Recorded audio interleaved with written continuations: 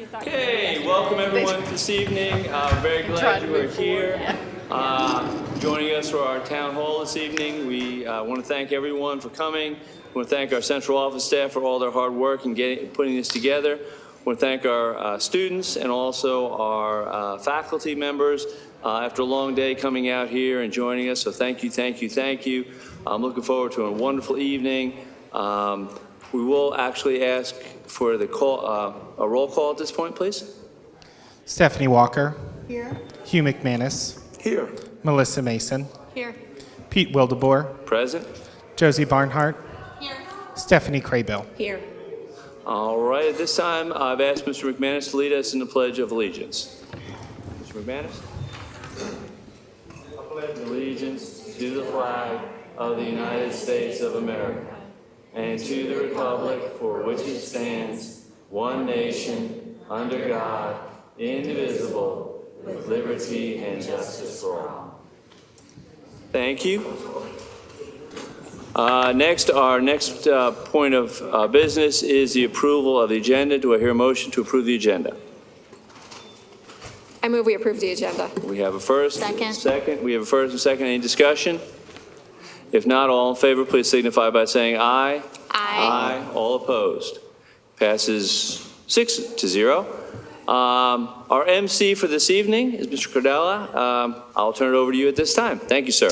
Hey, good evening, everybody. I'm Sal Cardella. I'm the Chief Communications Officer for New Hanover County Schools. We had a slight delay at the door. There's still people coming in, but Okay. This is going to be fairly easy. On behalf of New Hanover County School Board, welcome, and thank you for your interest and active involvement in tonight's roundtable discussions on school culture and creating a supportive environment for teachers, students, and staff.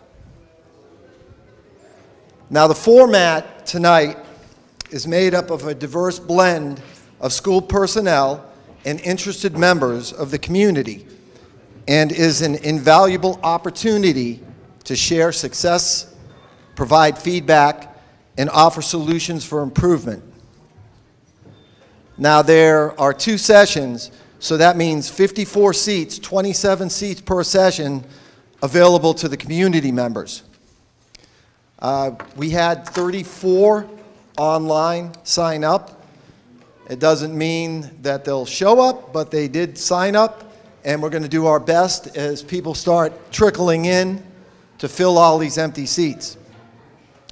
Now, in addition to the sign up, the second session, there'll be a sign up sheet at the door for that second session. So anybody that shows up, they can sign up for that and participate. And if there's enough seats available for those who participated in the first session, you're more than welcome to stay for the second one. There are 3 tables, and to facilitate focused and productive dialogue, we have organized the 3 tables, each with 9 available seats for community members. This arrangement has been specifically designed to maintain, and by arrangement I mean, the physical proximity of these tables. So that way we can optimize the effectiveness of each group's dialogue while minimizing the background noise. And that's crucial because you'll notice at the tables there are microphones. And if you didn't know, they've been on this whole time. So whatever you're talking about, we got you. All right. Throughout the event, our board members will circulate among the tables, dedicating 15 minutes each. So these, all right, hello. There will be, okay, well, did the bear sign up? That's pretty cool. Bear won't fine. Okay, let me get back to it. So 15 minutes per table. So the board members will circulate for those 15 minutes. And that way, you will all have an opportunity to speak to each one of the board members. But it's for a very short time. All other attendees, you're expected to remain at the table. So while the board members are moving around, and of course, if you need to take care of business, go right ahead. The second session, Same exact thing. So if you want to stay for the second session and there's available seats, it's going to be the same ground rules. The insights and perspectives shared during these discussions are of immense value to the school board as they contribute significantly to the strategic goals and the betterment of the district.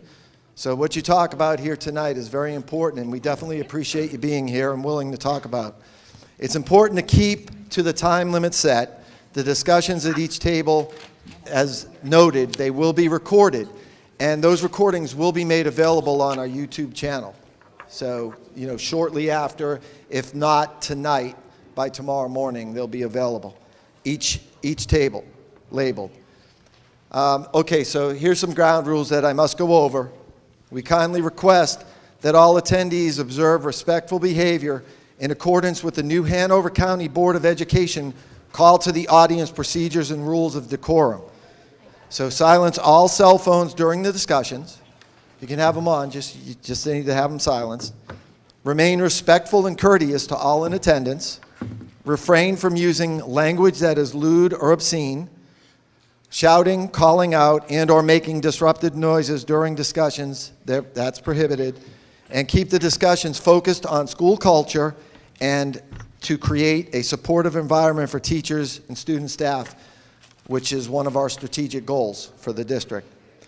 Now, the list should be on the screens, so it looks like we've got all tables. Do we have any empty seats at this time? Okay, one of those seats is mine. Okay, so we have one. There's one over here. Two. One. So, and three. So do we have anybody in the audience that would like to take, that the bear also can speak for itself? Okay. Well, if that's the case, thanks again for your participation. The 15-minute clock will start now. Thank you. So we begin. Do we want to introduce everyone who's... I think it's a good idea. Yes, okay. I guess I'll go ahead and start since I opened my mouth. I'm Stephanie Walker, school board member. We'll go this way. Tim Merrick, Carolina Beach. Ashley Sutton, Chief Financial Officer. Reginald Clark, retired in Hanover County Schools. Christina Mercier, retired teacher. Brittany Candela was a teacher, but this is my first year as a librarian at Porter's Neck. Rafael Toro, retired teacher. Linda Higgins, parent. Courtney Mox, PTA, Porter's Neck Elementary. Carla Grissett, Chair of the National Bar Leadership Conference. Josie Barnhart, Board Member. I'm Chris Barnes. I work with the HR department. Amy Woodcock, Marina. Gail Tabor, I'm a pastor and concerned citizen. Romy Wheeler, principal, Eden Elementary. Sandy Isles, parent.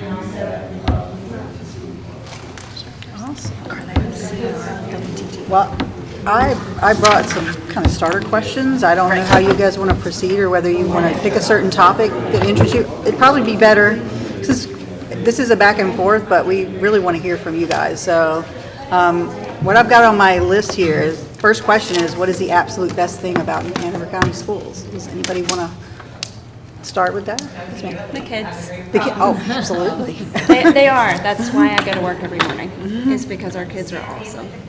And I would say the teachers, because you had Hazel, and I seriously though, my girls' teachers have been amazing.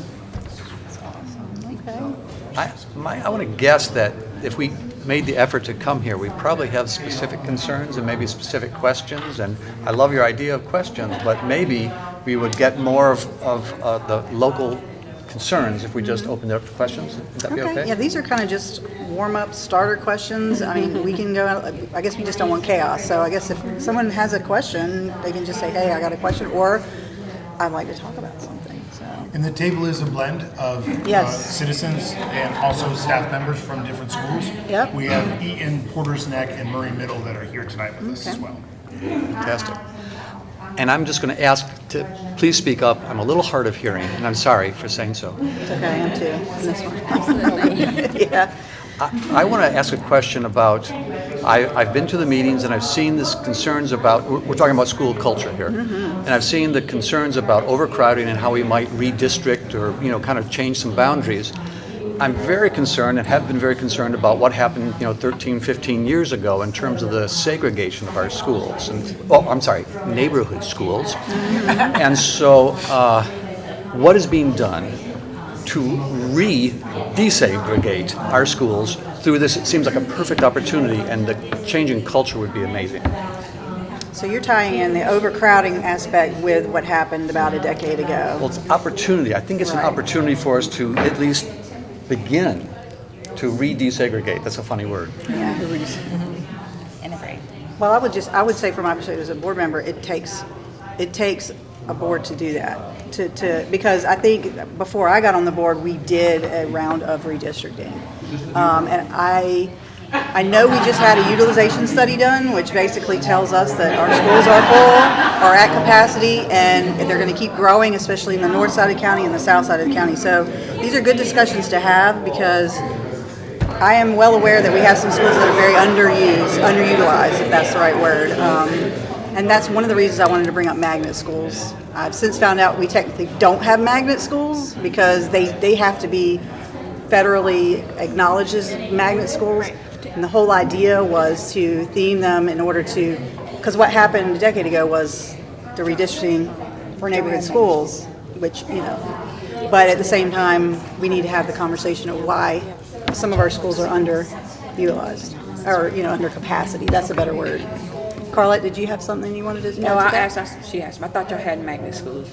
We've been calling them magnet schools, and I have since been told that in order to be considered magnet schools, you have to pay you have to do it through the federal. You have to pay into the federal funding for that, or something like that. Dr. Faust isn't here, so he knew that. He told me the answer to that, and I don't have it in front of me. But there is a process and a policy on open enrollment, Right. which means if there's room in a certain school, you can petition to go to those schools.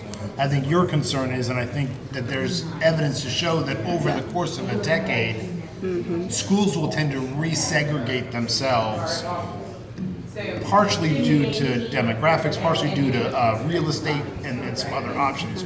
So if we have to do it again, keeping an eye on that, I think is what your point is. Yeah, and I don't think it was really just by accident that we got here, but that's not this board's fault. So let's get that.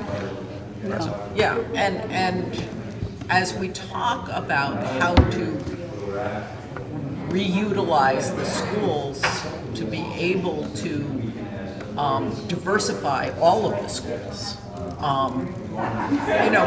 one of the things that strikes me every time I come to board meetings is we never have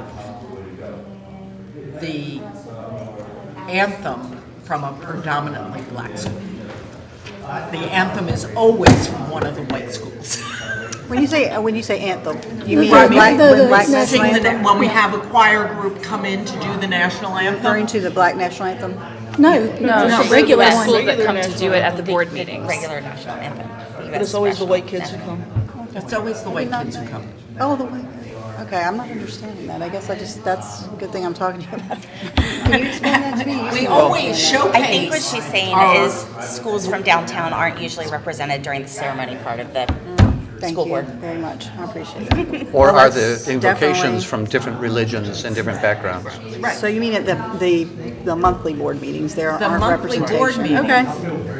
I'm sorry, I'm thinking. Show us that the children to be showcased Right. are not from our Title I school, are not from our downtown schools. Were you here last month with the student that was highlighted and he received a CTE award? I mean, that's great, but he's one kid, and he seemed like a great kid, but he is just one kid. And I'm glad that we took the time to I highlight mean, him. I do too, Just but I wanted to make that aware of that. So I take your point, especially that Snipes is an arts, the music school. right, I mean, they You almost have, said magnet. I almost did. It's still on our website, I mind mean, you. She almost said maggot, which is what she said before. a few years ago, Magnet. I mean, I don't know if they still do it, I would assume It's okay. that they do. They had this amazing showcase basketball trick team. Oh, yeah. And because they were even in Best Foot Forward back in the Best Foot Forward days, and I heard they were awesome. They I are. didn't get a chance to see them yeah, perform. but yeah. But that's good feedback, because sometimes when we're living inside the bubble, it's hard to see what it looks like from outside. So whether or not, obviously, intentionality is not the case, but I would have never thought about that if someone had brought it up. So I mean, that makes At sense. the risk of, even J.C. Rowe has some things that can be done. And for the record, on a lot of things, it still says J.C. Rowe Elementary School, not J.C. Rowe Center, except like on the street signs and stuff. I think one of the things that I think that our district struggles with the most with culture is trust. I think there's a lack of trust from parents, and I think there's a lack of trust with staff. And I find it really difficult to sit at board meetings and listen to board members disparage staff from the dais and accuse them of grooming children, not trusting them, not respecting them. I also get really frustrated when I see that decisions are made from the dais, but then staff are not empowered to uphold that expectation for the new policy. And I think a perfect example is seclusion. New Hanover County Schools got rid of the seclusion rooms, but I haven't seen anything come through that has empowered staff with other tools. So I think if we're going to talk about culture, we've got to talk about trust. And I think trust is so broken in this district that it's got to start from the board and Dr. Faust and central office and work its way down. And I find it really frustrating that it seems that parents and staff oftentimes are butting heads when the problem is coming from the decision makers who control the money, and we don't have any control over that. So trust, I think, is a really big issue that we need to address. In my poll, sorry. No, you're fine. In my poll of teachers and administrators today, in anticipation of coming to this, that is the biggest feedback that I heard, is that the teachers and the staff are not being trusted to do their job as they have been trained to do their job, and instead are being in some ways micromanaged or kept from doing and teaching as they know how to do. And I think that that's a big problem. And I mean, I'll just speak for me personally, it irritates the crap out of me that teachers are being asked to sign something that says that they only work 7.5 hours a day when God knows they're working more. And if you make them fraudulently sign this thing that says that's all they work, I think that's all they should work. And let them go home when it's done. Because if you're going to force them to sign that, then that should be the way that it is, right? Take their real hours or don't take any hours at all. Just a question, just to clarify, do you mean the contract, or is there something else that you're speaking of? No, there's another thing that they're being asked to sign on a daily basis. She's referring to timekeeper, and all they're doing is approving if the leave is keyed correctly. They're not approving how many hours they work, they're just approving. That is not the understanding of of those in the workforce, is that they are approving that they worked 7.5 hours that day, and they may have worked 10, 15 hours that day, but they're not putting an accurate time of what they have worked. And that, to me and to others, delineates that you don't trust them to have worked their minimum when they're working the maximum. Right. And unless you're letting them put in what they are working, I think that's an issue. And it's just that feeling of distrust. And that's an important thing, right? The way that people feel is a very important factor in how well they do their job and how well they feel about their job when they're done. And I get that the teachers are all showing up because they love the kids. They're not showing up because they love this administration or they love the school board or they love the county. They're showing up because they love the kids. They're also spending a lot of their own money Absolutely. in the schools, and that's a big problem. Yeah. We heard the Foo-for-all last month about $20,000 for a celebration of accomplishment, and the teachers are like, why isn't that money coming into my classroom? Because I'm bringing it out of my own pocket. Because, that's a part of the personal budget, right? How much is going to their job? We're running a little low on time, and I want to make sure that folks from schools have a chance to jump in. So did you have anything you wanted to add? I just wanted to add to these two. I mean, I'm a teacher, and I reached out to teachers from around my school and just said, hey, here's what they want us to come talk about. And every single person started their email back to me with, not that anybody's going to listen, but this email I printed off, it said, first off, I would like to say the fact that I do not truly believe that any of our input will actually be considered speaks volumes to the current culture in our county. Teachers and staff do not feel as though we have a voice. We feel as though we are asked for our thoughts and input just for a show or to check some box, because the decisions that are made seem to be a complete contradiction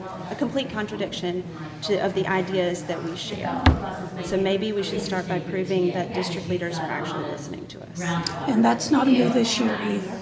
That's been going on for a while. And that's a good point. I mean, it's excellent. I mean, because that's what I felt. Before I was coming out of retirement, before I was going into retirement, I was asked to do an exit, and I said I'd rather sit down and discuss it. Never got an email back to come in for a date. Never did. And I really wanted to sit down and have a conversation because to me it was very important because it was hinging on academics. You can talk about any schools you go to, but if you can't handle, I'm an EC teacher, if you cannot modify those classrooms or the courses for those students, you're going to always have frustrations and you're going to need police officers because that's what it has. That's what frustration brings. They can't express themselves. They get very frustrated. I know.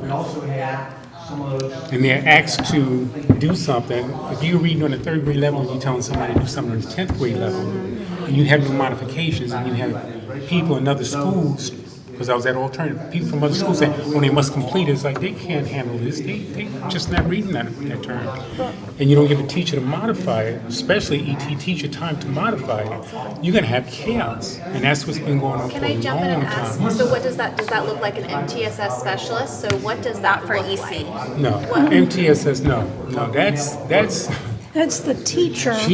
trying to modify something and going, again, not being trusted to say or going to the department and says, look, this is not working for the students too much. And the caseloads. Exactly. It's like you can't expect a teacher, an EC teacher, to manage the caseload of 25 students that all need differentiated education. Like, you guys are constantly cutting staff. And it is incredibly frustrating. I have a child with an IEP. I feel you because I'm constantly advocating for her. And it's not the teacher's fault when they can't meet her needs. It's because you guys haven't given them what they need. And a lot of And that then is you blame it on time. gen ed teachers I was and going to say, principals. but a lot It's of the not EC right. teachers don't even get a protected planning period. No, or lunch, or. You say EC teachers don't get a protected planning period? Majority of EC teachers are not provided a protected planning period or a lunch. No, because they say they have It's a a, mandated curriculum, and that's a problem. they say that they have a TA in there so they can step out if they need to, but that's not the case. I mean, my last several years, I didn't have a planning period. I had a lunch that I had to fight for. One year, they forgot to schedule it, so my lunch week was at 10 a.m. You were at JC And I don't even know the teacher. Okay, folks, it is that time. I know 15 minutes goes fast, the conversation just gets going, but hold that thought, and as the board members go to their next tables, continue the discussion, please. Do you know what school has that kind of caseload?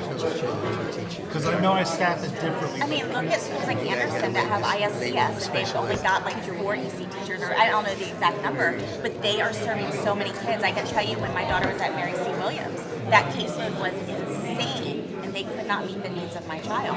I had to fight so hard. I finally got it because I know the law and I know how to do it, but my child never should have missed almost a year of education. New Hanover County Schools should not have offered my child compensatory services because they knew that they had messed up.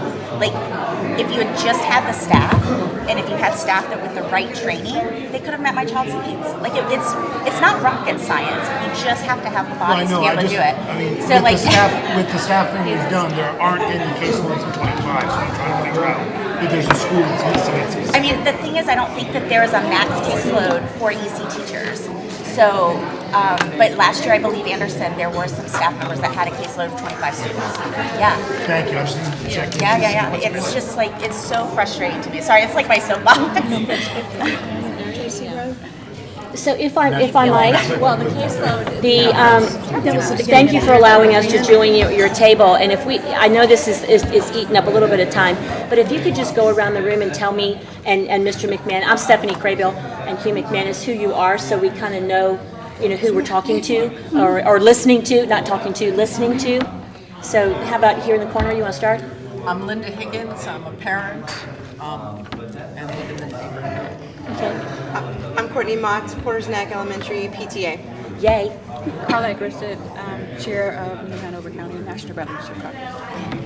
Hugh McManus, as she introduced me. Yeah. Board of Ed, former high school principal. I'm the same guy I was a minute ago. I'm Amy Woodcock, Cameron Middle School. Okay. I'm Gail Tabor. I'm a pastor and a community member. Thank you. Romy Wheeler, Principal E. Sandy Isles parent. Okay. Tim Merrick, concerned citizen. Thank you.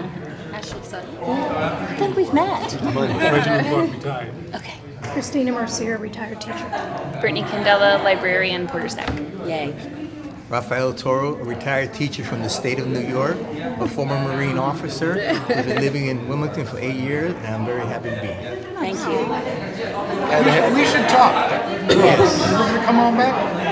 Am I going to come back? What, the word?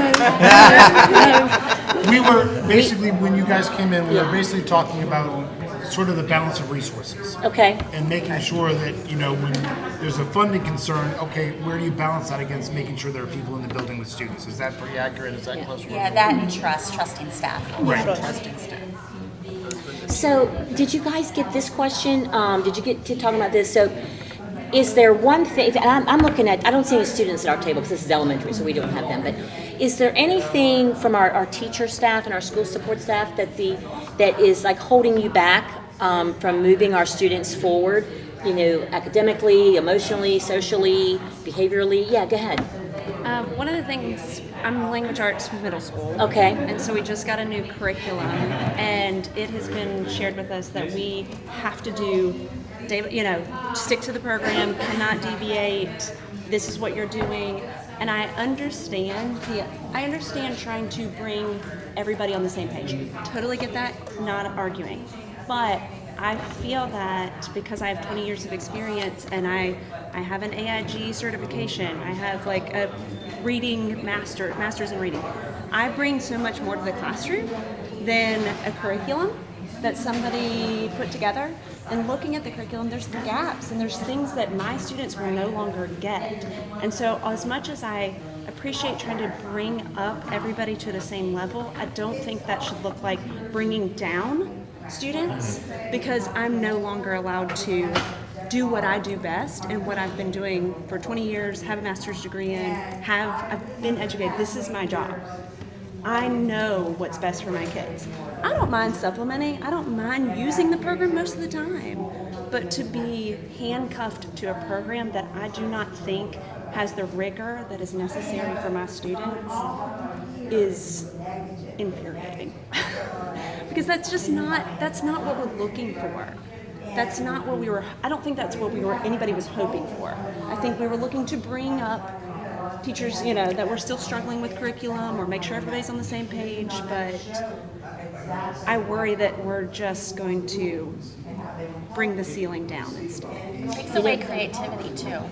One interesting thing that we heard at this table were the middle school students. The one young lady said that she's looking for more creative and innovative approaches to teaching, so that the teachers don't have to do it all, and motivational speakers. So I'm like, that was pretty out there for a 7th grader to notice that. So thank you. Those kind of like, they jive. And this new program's scripted.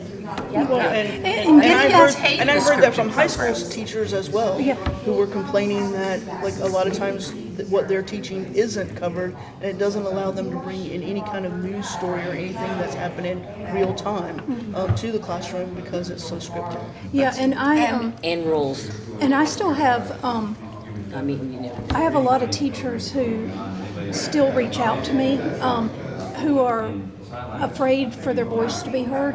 And I know, like at the elementary, it's not just the reading program, it's science, I believe, as well, or social studies.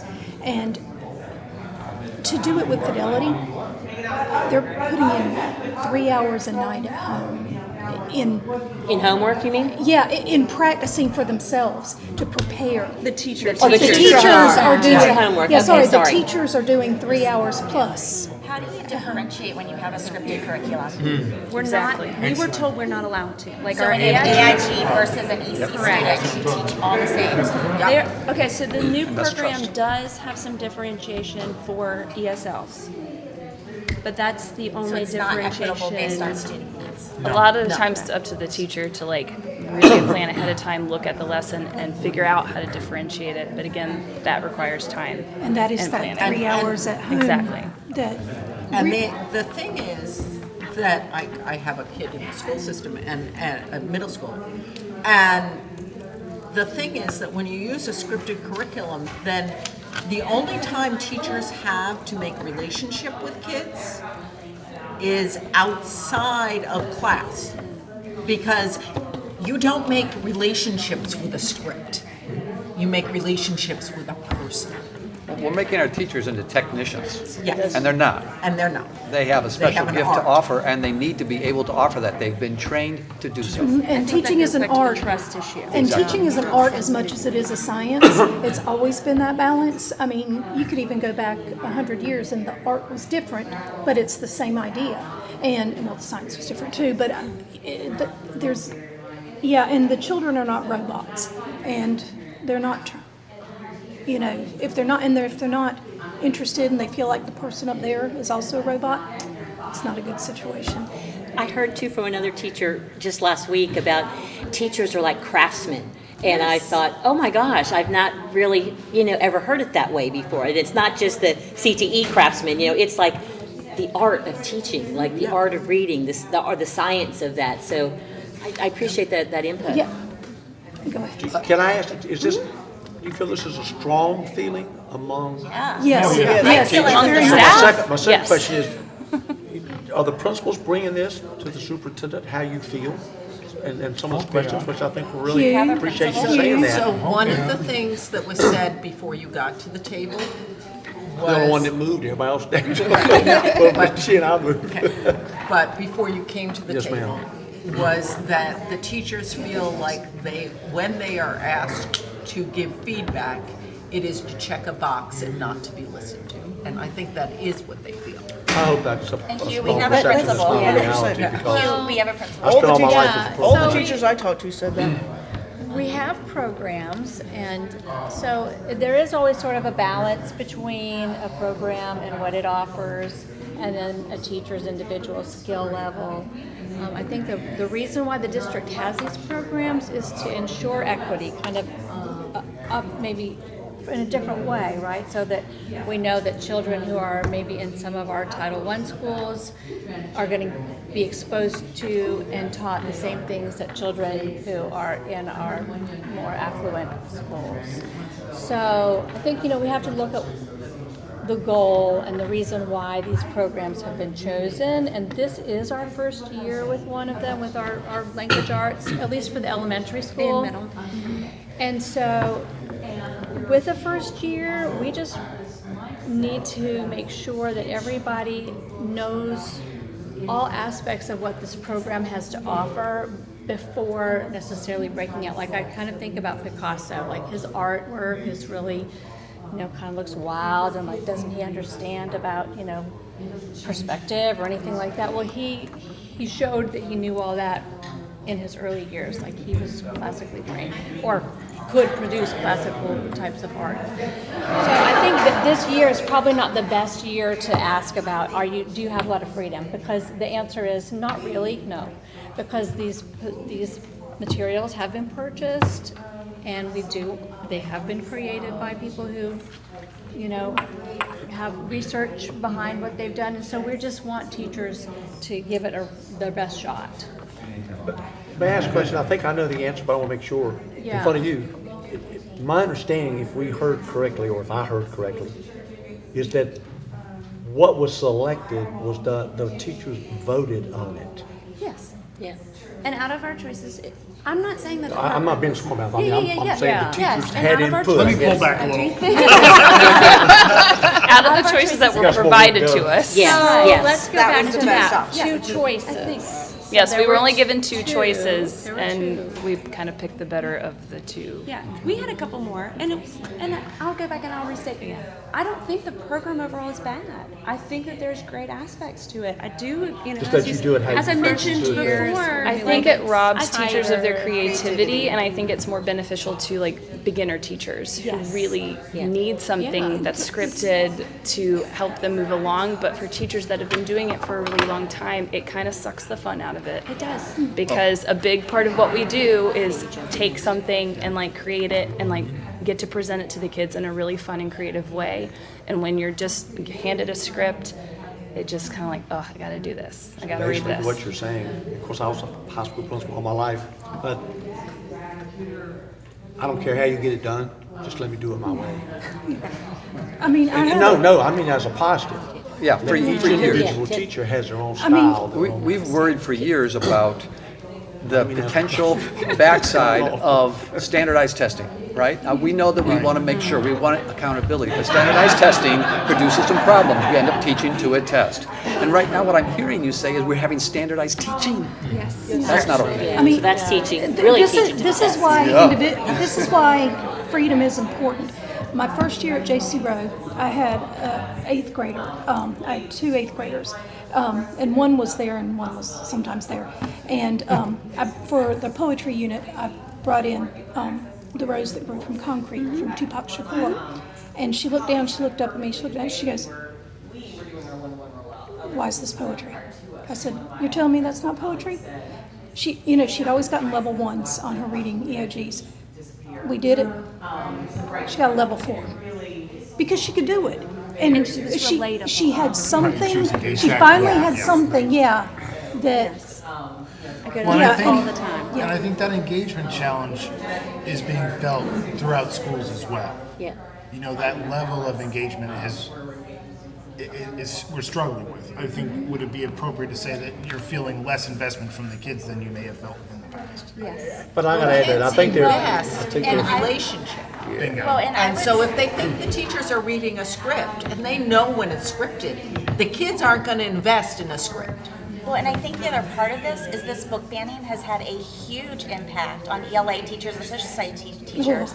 And my own daughter is frustrated because she's not able to read books that past students have been able to read, because teachers are afraid that if they read that book, that parents are going to come after them. Some select parents are going to eyeball.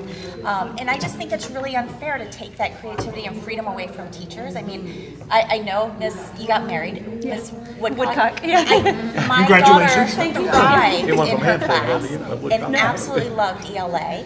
And now she can't read books that she used to read. And actually, I did hear from a parent at Murray Middle School whose daughter was frustrated that they weren't able to read a book, I think in 7th grade, that they have traditionally been able to read.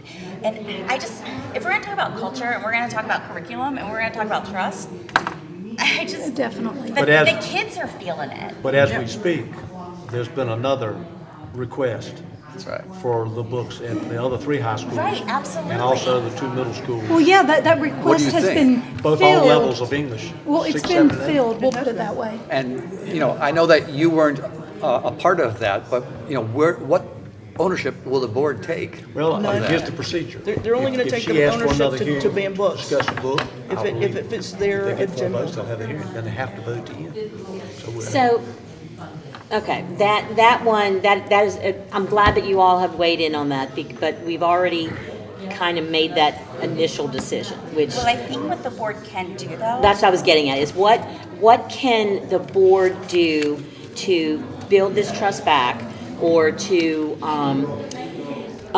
be more of a help than a perceived hindrance to instruction at the school. Those walls have to come down, and when teachers have to be consulted more, and they have to be actually listened to. And I'm not talking about just one representative teacher, though I'm glad you're here, you guys. But I mean, I'm saying, go into a school, talk to a teacher for 5 minutes, if they have a planning period, or at the beginning of this. There's no perfect time to go in, honestly, because everyone's really busy. Because they're teaching, or Well, they're you trying can't- to but relax, yeah, you not don't relax, want- but do I know, something in their planning period. But when I was in Pender County schools, I'd be sitting there during my planning period, like typing something, and I'd feel like someone was behind me. And one of the school board members would be there. And they were always popping in and just asking me a question or two, and then Something I said at the first round that I would love for both of you to hear is, when decisions are made from the dais, make sure you've empowered teachers Okay, to actually folks, meet that expectation. Round 2 is Instead of officially making over. decisions and If we taking can things just away finish and up your not replacing thoughts it with something and get the board members to Right. move to the next table to continue these great conversations we're Thinking about the having. solution, Thank you. I'm like, there's no alternative. Well, thank you all for, I call this speed dating, and I hate that we have to, that we have to move, because it's kind of disruptive to the flow. But any questions that you have not gotten answered, or you have not been able to voice your opinion, you have one more opportunity, for the last 2 people. But I so appreciate you all being here and being candid, because there's, if we're not candid, then we can't even move forward at all. So thank you, educators, for being here and for doing what you do, day in, day out. And thank you, community, for continuing to engage with us. So, Will there be any action items from this meeting? what we did last time was we got a list of comments, but I'm not certain we did anything. Taking notes. Yeah, no, Ashley's been. I would love to see an Each action table is item. taking notes. Is anybody actually moving? Yeah, no, we're supposed to. Each table, we compile Yeah, I them. know that. But that's the goal. Hey, Christina. Taking a note. No problem. Ms. Mercier, I want to just take a shot in the dark. I've been working the last couple of years to make sure people don't feel retaliated when they come. You know, I know you know. I mean, I've even talked to the principals about it. I've talked to individual teachers about it. If you can tell me privately who's feeling that way so I can address I that. think part of it is it's still part of the general culture, but it's But I don't know how definitely to- individual principals who either have that belief themselves or. I mean, I actually stood on a chair. You were there, right? I know. Well, I mean, obviously, I can tell you, I guarantee I have never retaliated against anybody coming to Well, speak. I know you haven't. So I need your help if someone else has, is what I'm Yes. saying. If someone can share that with me privately, I don't want to dump it on the table, but I don't think the board's retaliating against anybody. I didn't even know they were doing it. that's, I mean, that's a real, that's a You real better issue. move because it's behind you. You're about to be in trouble. But that's a real issue. It's all good. Allow me, sir. But that's a real Take it away your issue. chairs. Yeah, don't So sit down. thank you. I think that the other thing that they said about it, Thank you, sir. I think that we should invite the teachers to put their real time in. Yes. Whatever that. And I don't want to jump into that too deeply, but that's actually, I think it's a question of making sure people understand what that is. Because it's a day, teachers are blocked by pay for a day. And I think that's where the question is that teachers are exempt from hourly assignments because they are, in the Fair Labor Standards Act makes them exempt. They are coded as a 7.5 hour because that's what they earn in leave balances. But it's not supposed to be a record of what they work in a day. It's just how the system is coding their time off. But if people don't have that perception, we need to fix that understanding because, I mean, I was a principal for years. I know that 7.5 hours is not 7.5 hours. We know that. But it's what the state says, right? Well, and I heard it compared to another county, I believe it was Pender County, where they were inviting their teachers to put, like, we know this is what you get paid for, but put in your real time and how much you're working so that we know how much time you're really putting in. Exactly. Because I mean, put in your real time, see what you're really getting for your dollar. Well, right? and that's another thing we And talked that's a about with. real thing. Well, that's the other thing we talked to principals about too, is making sure that we were organizing things so that people weren't working 8 or higher hours a day. You know, that's just not reasonable. And 7.5 really isn't what's happening either, but there are some state requirement-y things that are in the way of that we need to So at least you're communicate. getting 10 to 12, but you're having them say they're working 7. Exactly. And partly the reason that there's 10 to 12 is the extra sort of ask that has been put on teachers. I mean, it was usually a lot before, even before the new programs, but it's snowballed in the last, say, 5 years. But my point is, we need to do a better job of communicating that if that's the thing that it is. Because if you feel that way, that's just not what it is, and if it's that far off, we didn't do a very good job of communicating it. All right, this is your last round, folks. Get them. No. So one of the things that's been brought to the table is how are we going to see action? Well, the first thing we said, and I'll be honest, the first thing that I've asked for is for us to take very good notes, bring it to the superintendent, through the central office staff, and bring it down to the principals, because bottom line is that's where the action can happen. We can sit up here and talk about 1,000 things, but unless it happens in the schools, it's just talk. So I think that's a huge part, is to be able to communicate, and get feedback. That's why we've asked for principals to be here tonight and teachers to be here, because we all have our opinions on how things are going in the schools, but they're the ones that are that are in there and actually are working and rolling up their sleeves and getting things done. So I think it's really important to not only hear from the community, but also hear from teachers. We have students over there, which is exceptional. I hear you saying that, you're going to get it to the principals. And you know this. There are dozens of different types of principals. And different principals have different relationships and school cultures. There will be some schools where that information you give the principals will get right to the teachers and the entire staff. And there will be some that will never see it. And one theme that's been going on this evening is, there's a lack of trust, a lack of communication, not necessarily giving teachers what they need. And some of that, not all of it, but some of it could very well be that those specific schools are not disseminating the information like they should. So maybe someone did say, hey, guess what? We're going to do this for the teachers, and schools A and B get that information immediately, and school C doesn't get it, and then the teachers are frustrated. They're wondering why they're getting it and they're not. What's the thing? So,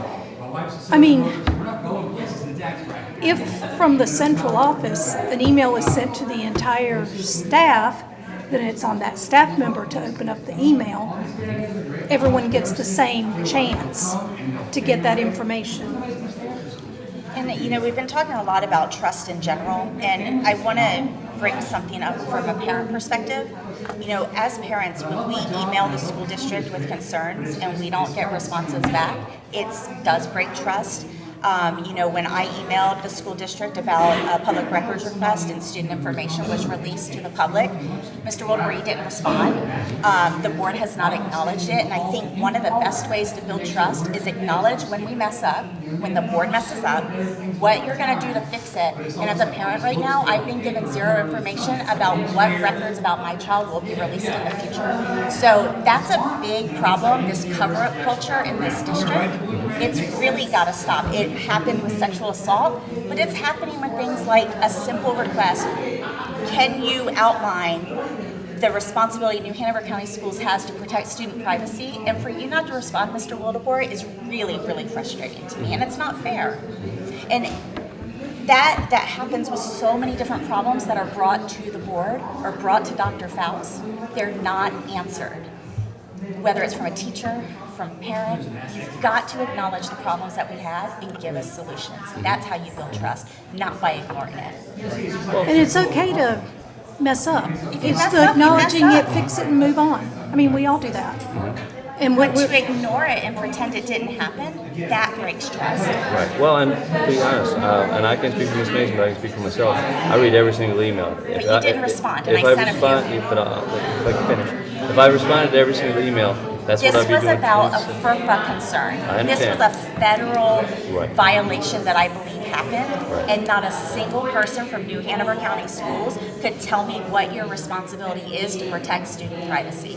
That's a problem. Right. Well, I'll be honest, we're going through the attorney right now to discuss that. So, and he's the expert in that area. So, It shouldn't take over a month. I'm just like, He's also the one that was hired to be an expert, and he's the one who actually did disclose private information. so, and I don't want to harp on the FERPA concern that I have, but I think it's a really good example of problems being brought to the district and not being acknowledged or addressed or solved. Whether it's bullying, whether it is teacher concerns for their safety, they're not acknowledged and they're not solved. well, It's frustrating and it breaks trust. I think at the core of it, that's what our point is actionable ways that we can improve that trusting relationship. Now, and some of that is true acknowledging mistakes that have been made in the past, and we're moving it forward. Right. And trust doesn't turn overnight. But things like this, where there's as much as I'm trying to filter it, this is an unfiltered dialogue with everybody, which I think is healthy, especially because we just recently did this kind of conversation with our principals and our assistant principals. What needs to be done better. I just don't want to run out of time. There are certain folks who've been sort of radio silent in this. I just wanted to make sure that you guys didn't miss a chance to say something if you had a thought or a way that we could start working on some of this stuff. I have one thing, which is that in the context of, I watch way too many board meetings, whether I'm here or at home watching. It's worse when you're here in person. I do both. Okay. So one of my great concerns is that you had this study on how all the buildings were overutilized or utilized, with no discussion of the buildings that need to be fixed or need to be replaced. You can't plan, I mean, okay, I ran 200-year-old churches. I know what that means when a building is 100 years old or 90 years old and you're trying to keep it going, okay? That is not a healthy building. And so you can't look at the buildings and what needs to be done without looking at the buildings you have and what needs to be done. To separate those two things and not look at them together was just crazy. Well, I think that, and Eddie's not here tonight, but I think in looking at that, we looked at, the first step is to look at the utilization. And then the next step is to, obviously we have some buildings that really need a lot of work. We'll be working through a bond eventually, hopefully soon. New Hanover High has to have some major, Yes. I mean, It's already been putting updated. money into there at this point is kind of silly, you know? But I think New Hanover is very much like, and I'll say this, my aunt and uncle went through there when it was first opened, and I think that it's one of those things that if somebody said, well, we're going to razz it and start all over again, boy, I tell you, talk about some protests, there would be some huge protests. And I mean, we have to look at what's best for students, and that's the beginning and the end of the discussion. Well, they just finished the major renovations there about, 12, 13 years ago? Yeah, I believe so. And they just, of course, Brogdon Hall was sinking into the earth actually, and it's been, fixed and stuff. But I think that's also got a lot of people's hearts. I mean, so that's part of it. I mean, exact same thing happened in Pender County where Pender Lee, was a building that people had loved, and grandparents and great grandparents all had gone through there, very much like New Hanover, and they found a way to to redo it, but still keep the basics of it. So, I mean, we're definitely open to discussions on that and coming up with the best possible solution. But all of those solutions, as we said before, open the door so that we can re-desegregate these schools and redo them so that all of our kids are getting an education, not having segregated schools. I mean, I live on the east side. I know what schools my kids go to and what the difference between the schools that my kids go to and the ones that get all the glory. I mean, no matter how populated New Hanover County gets, it's still small in square footage. So therefore, it is, with a little creativity, you can definitely make school district lines better without requiring someone to go from Front Street to Wrightsville Beach, which actually in the late 1980s that was one of the things. But no one's going to be on a bus for 3 hours one way. If we can get the rest of the traffic off the roads, that would be a lot easier. Look, I get it, but that in the grand scheme of things, sometimes you cannot say, oh, well, the traffic, that's why we have neighborhood schools, when we don't cleverly define what a neighborhood is, where we could definitely have a better balance. Well, and a great way to measure it, and this has been a perennial discussion, is when you look at the percentage of children who have school voucher, lunch vouchers, or have some sort of help with their lunch. That's a measurement that's been used, and it's been said again and again that at first it was we have a target of 50%. No more than 50% of kids in any school are going to have vouchers, right? And it's just a way of trying to create equity around economic scale. But we're nowhere close to that. Like, what's Williston right now? Does anyone have numbers for that, or some of the other schools? 95% of them. Yeah, But not counting the Gregory kids. we have to do something about this, and this idea that we're overcrowded, this is the perfect time. I'm sorry, I already said that once, but I'm very concerned about integrating our schools. The kids notice the difference. When the kids from New Hanover High School go to Hogwarts, they see the difference, and that doesn't help morale. I'm very concerned about overpopulation. I'm the precinct chair to the Ogden area, Maryville, and up there. And right now they stuck a highway right down the middle. And we are growing. We are the fastest precinct in the county, and I only have 3 schools around my corner. How do my kids get there? Today, I had an ambulance go around in circles trying to get across that highway with the lights on. They couldn't figure out how to cross the highway to get from one side to the next. Right? Buses are going to be slow, parents are going to be slow, right? And schools are going to get overcrowded. Where are we going to fit all these kids up in the northern part of the county? That is my main concern. I mean, I'm at Porter's Neck, Yep. which is right down the road, and it's our 4th year being open. We're already at 660 students. Right. Our principal's in a conference room. That's how much space is being utilized right now. And I was a teacher. I'm now in the specialist role, which is a completely different world. I see over 720 of those kids every week because sometimes I have to see them twice. And there's only 4 specialists, but second grade has 8 teachers. So you do the math on how many kids I have to see in a class. What can you actually get done? I'm managing every single class's behavior. It's just, and that's only our 4th year being open. It's just It's a insane. safety issue as well. It is. Because when you are that overcrowded, the kids feel it, they respond to it, and it's a safety issue, and that impacts culture. Yeah, and I mean, you think about Porter's Neck.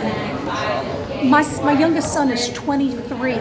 They started planning Porter's Neck Elementary School when he was in 2nd grade. In fact, it was originally planned that they might have to spend 5th grade. They, at the new Porter's Neck Elementary, because they were playing hokey pokey. Yeah.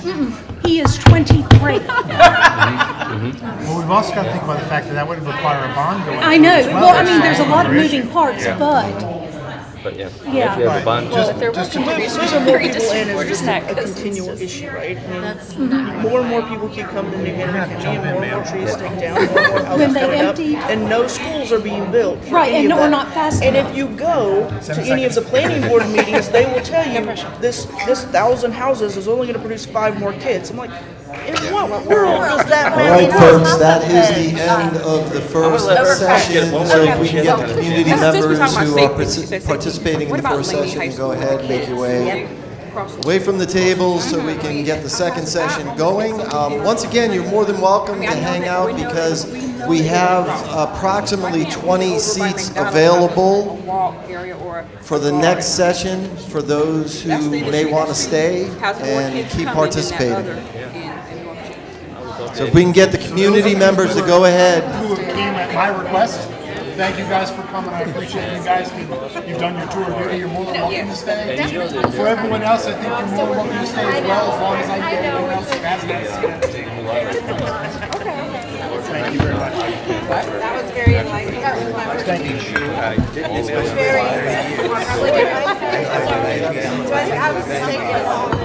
Spanish? Yo también. Por ahí, work it out. Tremendous experience. That's why the sheriff was okay. So we We're definitely working on it. Thank you for that. Thank you. Oh, thank you so much. Good to see you again.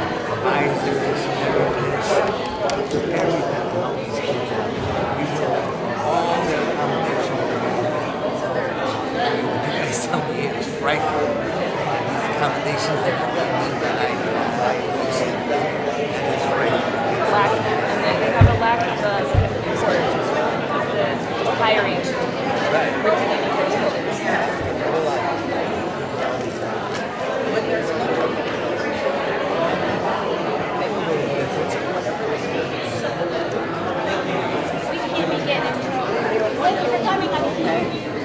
Joking, maybe not at my email, and let us know. Yes, sir. Yep. We have to let the next people come first. Some of you are the vets, and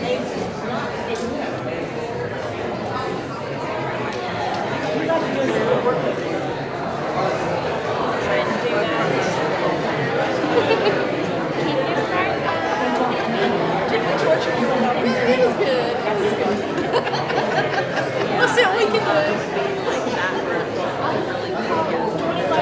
The lady that was sitting. It was a team. If we have any community members out there that did not participate in the first session that would like to participate in the second session, go ahead and take a seat.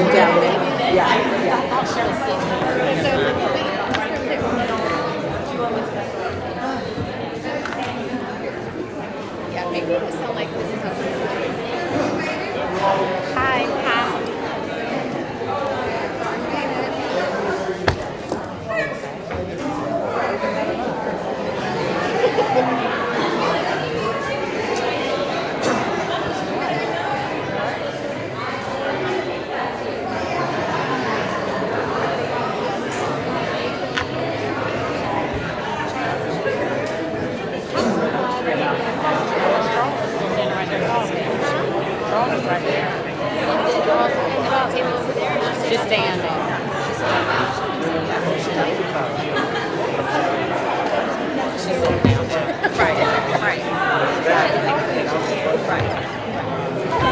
How are you doing? Good.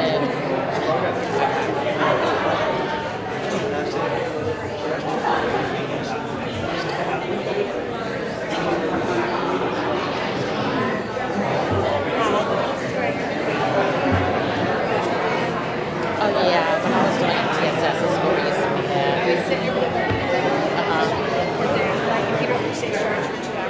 So you gotta have someone to charge it up. Yeah, I like those. Yeah.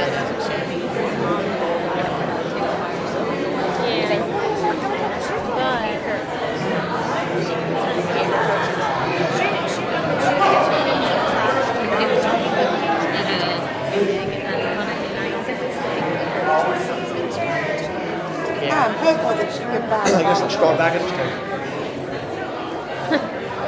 Hey, how are you? Good, hi. I apologize. All right, folks, if we could settle in, we're going to get this second session going here. Hugh is trying to come to my table, and that's fine. I don't have a problem with that, He's gonna mess up but the he's flow, messing up huh? the rotation. There are available seats for those who are staying that would like to participate in the second session. You're more than welcome to sit in. I was telling Hugh, you got to pick another table.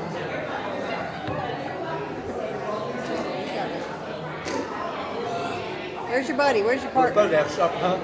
Where's your board member partner? You got to find your buddy. Porter people are going to be here. Oh, that's right. Actually, I don't care if you stay. Shoot, that's fine with me. We usually eat before we have a meeting. Josie ordered all the food. It was late. I did. I said, you don't need to eat anymore.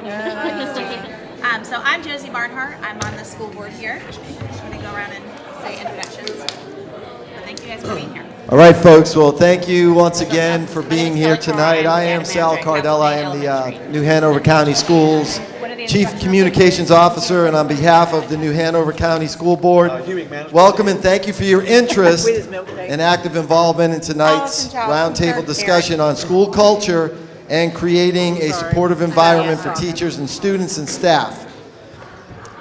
Looks like everybody's settled in, so I'm going to get right to the ground rules so we can kick this off. Jump the gun.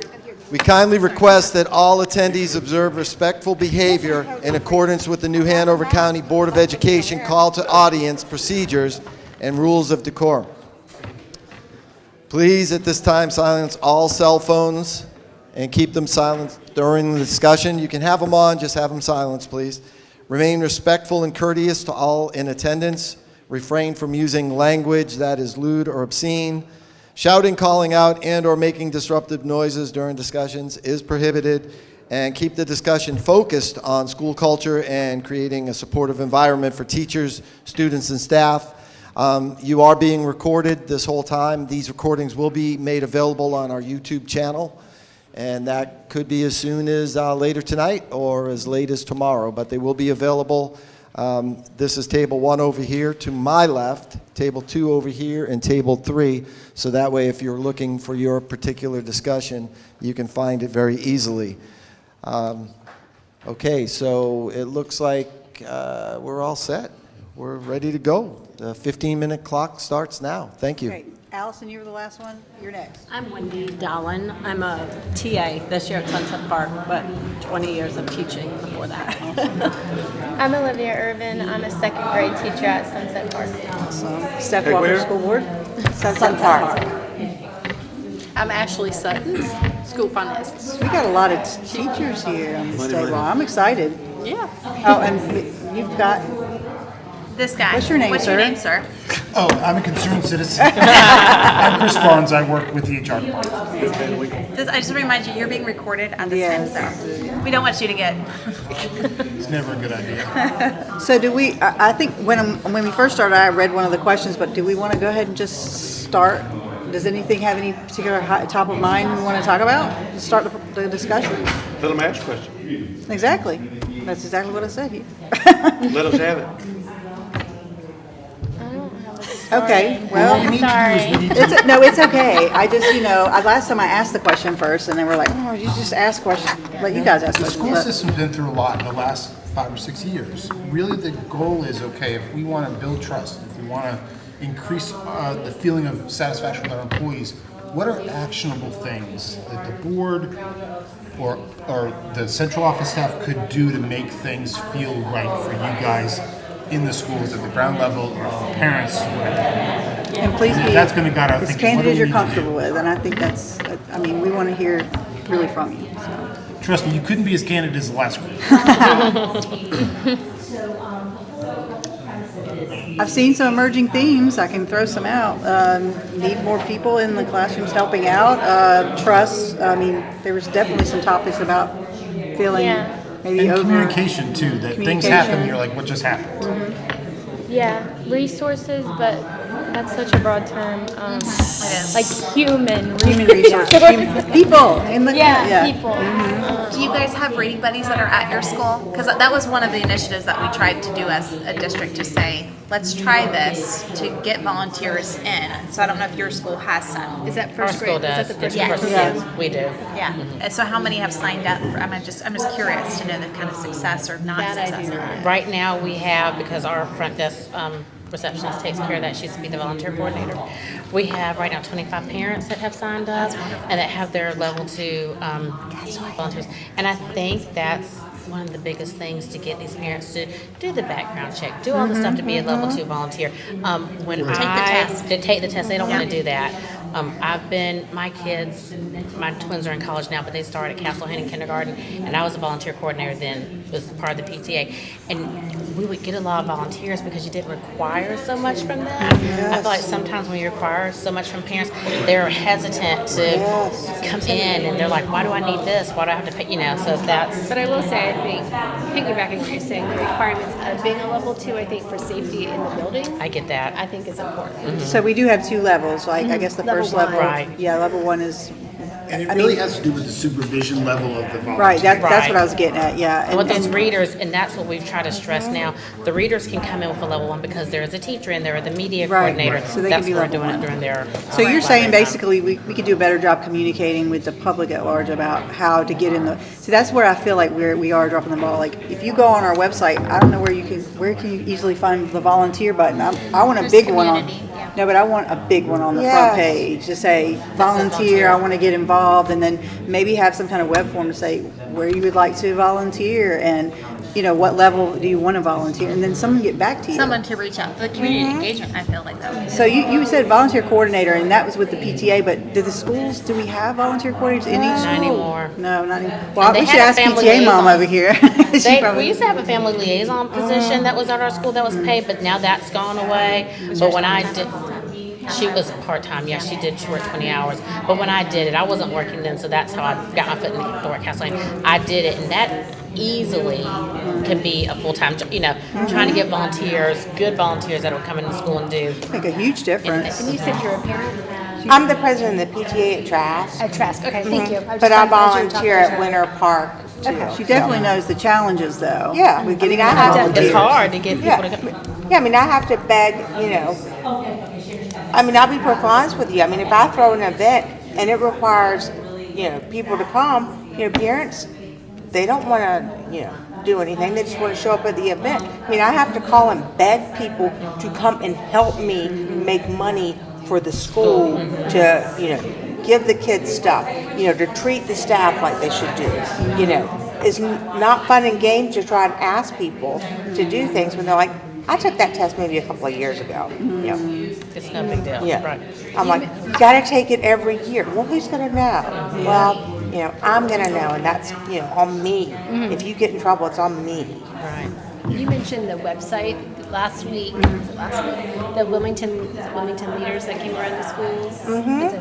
They came to Castle Hayden. We were talking about that, and that was one of the things that they said as owner of a company or businesses or just business people that they would like to see on school websites. A spot that said volunteers or things that are needed. Whether do you need Tangible needs and volunteer needs. but like on individual school websites, like we may have a need for little kids' clothes, or we may have a need for an event coming up, or just so they can send their people to look and say this is what they need. Because I would say generally either people want to get involved with their kids, the school their kids are at, or that's closest to them geographically, I imagine, just to make it easier to be able to volunteer.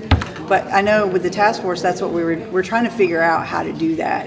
Because we're really looking at the community at large, and there's so much out there, so many resources out there. There's so many untapped segments of the community that want to know how to get involved but just don't know how. And I think half the battle is just letting people know how and like what people need. Because every school's going to need different things, right? And it starts early. But then you get to middle school. Oh, yeah, most of the kids don't want their parents to be involved. No, that's not true. That's not true. You hear that, and people say that, and I can guarantee you that every parent that I proudly serve with, their children know them. They are proud to serve beside them. My son is there at 7 o'clock in the morning every morning to help me. Very good helper. He's a very good helper. Staff members, how can we help with the disconnect? Because I'm very passionate. I agree with Ms. Walker here. Tangible needs and volunteer needs are kind of the two main things. But at a district level, how can we help support you guys at a school level? Because the PTO involvement is going to look different at your school. So you have schools that have none. Yeah, there's non-existent ones. And we don't want to just do something and say, oh, look, we did something, oh, cool. But like, what are some of the needs that you see that we can help from the district level say, hey, at Sunset, I really heard they had a need for interpreters or whatever it is. What does that look like? And I'm genuinely asking, and it might not be a succinct answer, but those are the kind of questions that when we brainstorm and try to problem solve, we need to know where the target focus is. I would say before you answer that, do you feel like you're not allowed to ask for certain things? Or, I mean, you feel like if someone was to ask you, what do you need, whether it's, I don't know, wipes, tissues, whatever, you're not stopped from doing that, right? No. Are you? Okay. No, we ask for that. So if you have a need, how do you communicate that need to people, parents? You're right, the vehicle first, before, it doesn't make a difference what they're asking for if you don't have the delivery system with access. So where do you suggest, what can the board do to support? Like an Amazon wish list. We try to get it on the board. See, I was told that they couldn't website. do that. That's one thing. That's you can do it. Yeah, They that's do Amazon wish School list. has, well, I guess they do. Yeah. I know Allison works really hard at Trask. She's got me going out there. I've been out there. But it's amazing how much work you have to put in. Oh, it's a lot. And there's validity in what everybody said. Because some kids don't. A lot of that's because of you, because you've made it work. But a lot of kids, the older you get, the less they want their parents.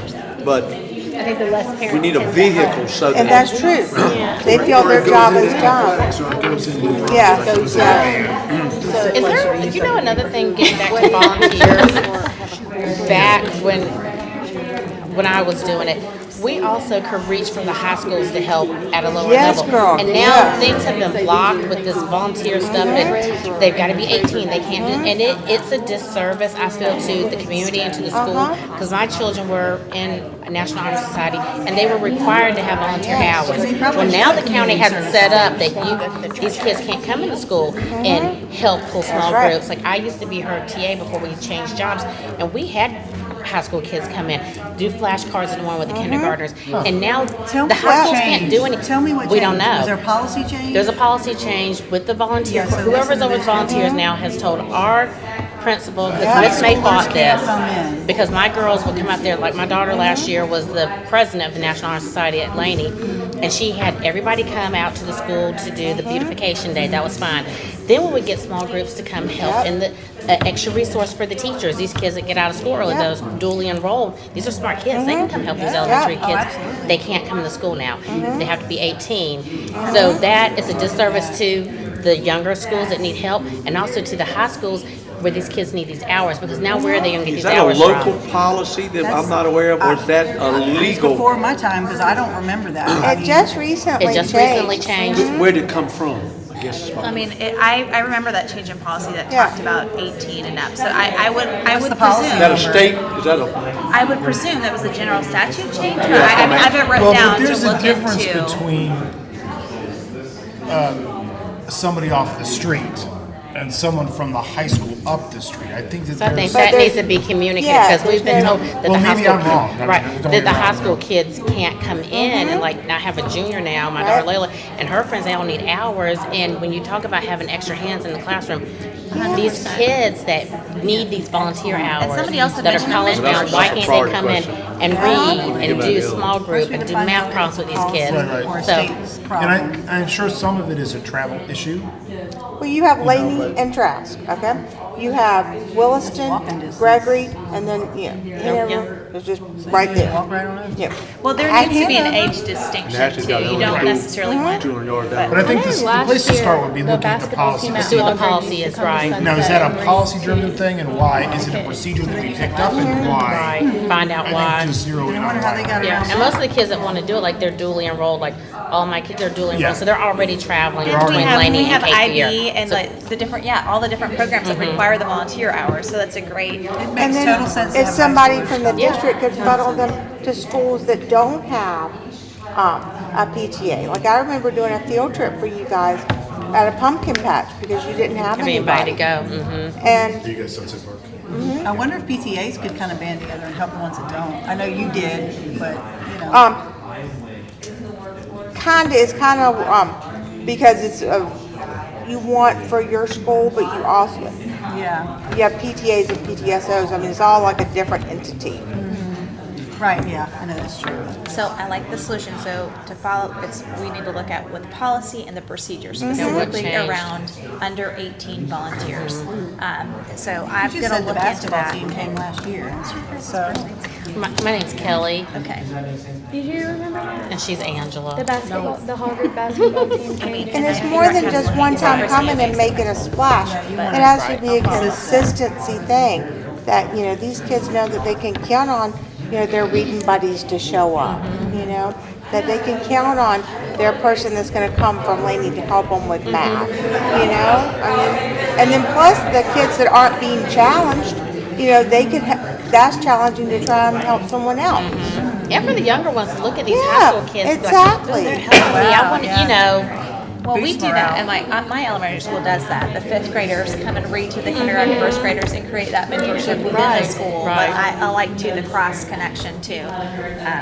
I had never heard Also that. I'm glad you said that. I One don't thing think about anybody- having like, let's take the basketball team, like last year, and let's bring them. And it was a lot of cutting up, like just going through the hallways. And so at some point, and this is, I'm a BT, so like this is like stuff that like is scary to me. It's like time is so valuable with these kids because we have so many ML students and so many reds and so many yellows, and it's like that needs to be an actual like intervention. Like that needs to be people that actually want to come in and like are devoted to actually helping the kids learn how to read. I wonder if we can push it through the student voice initiative too, the leaders in all the schools, because I think that would be a great project for them to take on to figure out if they can if we can work out the policy or whatever the issue is, maybe they can lead on. We got to see if we have the power to adjust the policy. And Well, then, and see where it came from. That's If a it's state a law. that we If don't it's know not a about. state law, I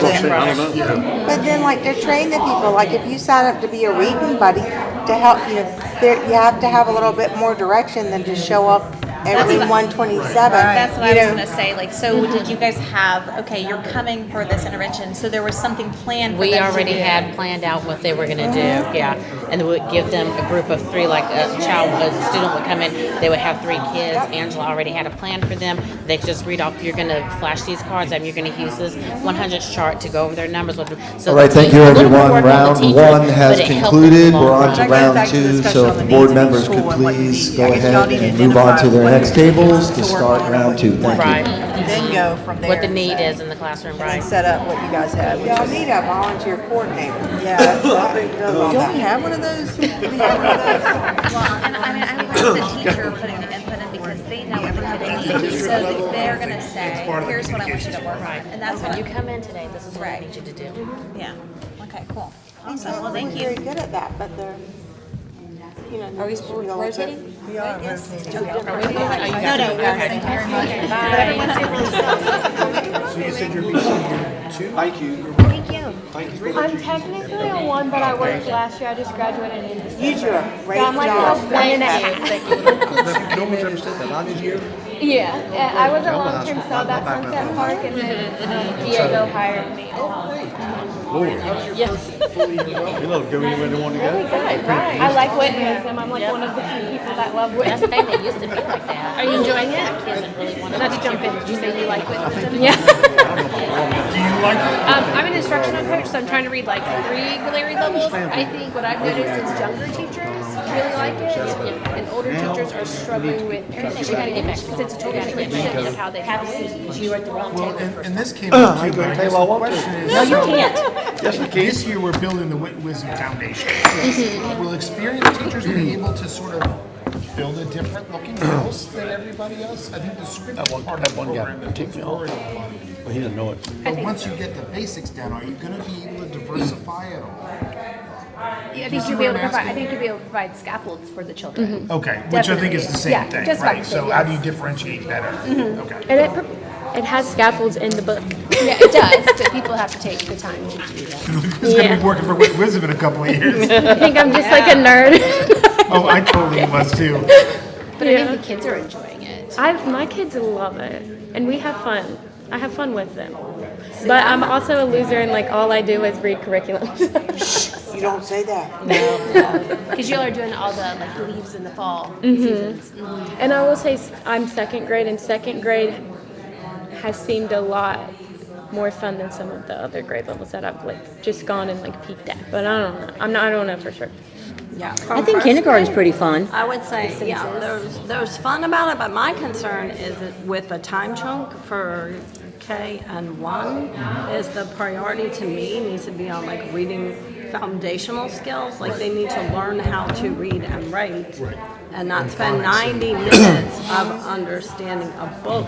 I'd rather be spending, it's just kind of the time. So that's one of the things we've been talking about at our school. Is like when we've all, the majority of us have taken the letters training, and like there's 2 bridges to the rope, and there's the vocab and that type of stuff, and then there's the learning to read, like the phonics and stuff. And so a lot of our teachers are saying that the kids really aren't learning to read during this section of wisdom, and it is 90 minutes. But then if we look at like our schedule, we have 45 minutes for foundations, and then we have 30 minutes for geodes.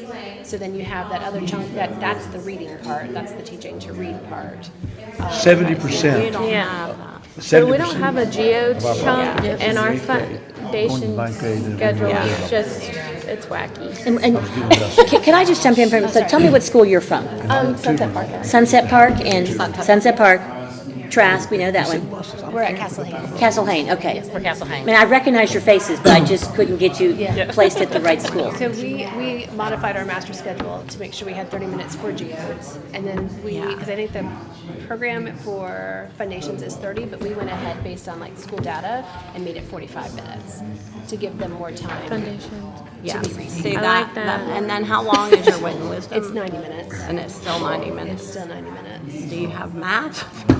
Math is about And do you 60. have Do you like have that lunch? NHCS? Like, do you have chunked intervention times? This year we designated? took out the big chunk of intervention, and so it's kind of like each grade level's kind of got 15 minutes at the end of reading. Because if you're doing reading intervention, you just do it after reading, and then if you do it math, you do it kind of at the end of math. Well, if it's a concern about scaffolding, couldn't you break the kids up in first grade and reform them in ability groups? So that you can. But that's not how wit and wisdom is delivered. I mean, you have to. So it's not a question of acceleration. Okay. No. And it's meant to where, because I'm kind of where you are, I'm liking it. I'm not teaching it, but I'm liking it.